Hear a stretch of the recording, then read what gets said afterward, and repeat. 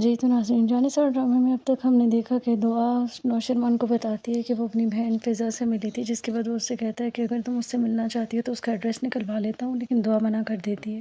اگلے دن دعا اپنی بہن کے اسکول کے باہر اس کا انتظار کرتی ہے۔ جیسے اس کی چھٹی ہوتی ہے وہ باہر نکلتی ہے تو وہ دعا کو دیکھ کر تھوڑی سی شرمندہ بھی ہوتی ہے، کیونکہ وہ اس سے کال پہ بات نہیں کر سکی تھی۔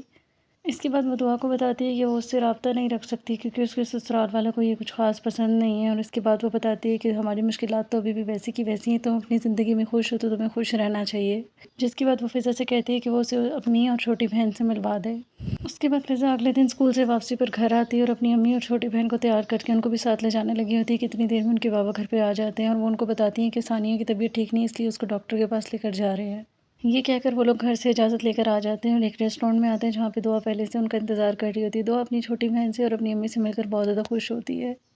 پھر جب اس کی امی اس سے پوچھتی ہیں کہ گھر سے جانے کی وجہ اور ساری بات، تو وہ ان کو سب بتا دیتی ہے، لیکن ان کو وہ فراز کا نام نہیں لیتی ان کے سامنے۔ جس کے بعد وہ ان سے کہتی ہیں کہ جو بھی ہوا، جو بھی وہ لڑکا تھا، اب اس کو چھوڑو اور اپنی زندگی پہ توجہ دو۔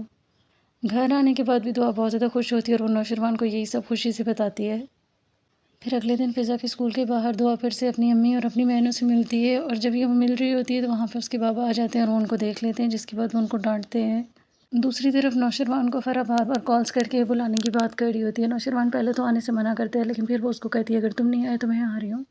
پھر جب نوشرمان جاتا ہے اگلے دن فرح کے پاس، تو وہ فرح سے کہتا ہے کہ میں اپنی زندگی میں آگے بڑھ چکا ہوں اور اب میری زندگی میں دعائیں بہتر ہے، تم بھی میرا پیچھا کرنا چھوڑ دو۔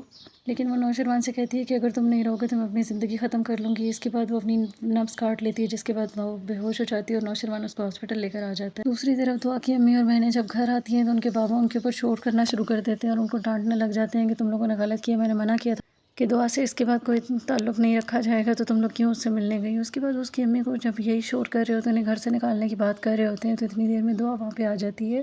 دعا کو وہاں پر دیکھ کر سب لوگ بہت زیادہ حیران رہ جاتے ہیں۔ اس کے بابا پھر سے جب دروازہ بند کرنے لگتے ہیں تو جو دعا کے ساتھ گارڈ ہوتا ہے وہ دروازے کے آگے ہاتھ رکھ لیتا ہے اور وہ دعا کے بابا سے کہتا ہے کہ اب اگر میڈم نے کہہ دیا کہ وہ ملنے آئی ہیں تو وہ مل کر ہی جائیں گی۔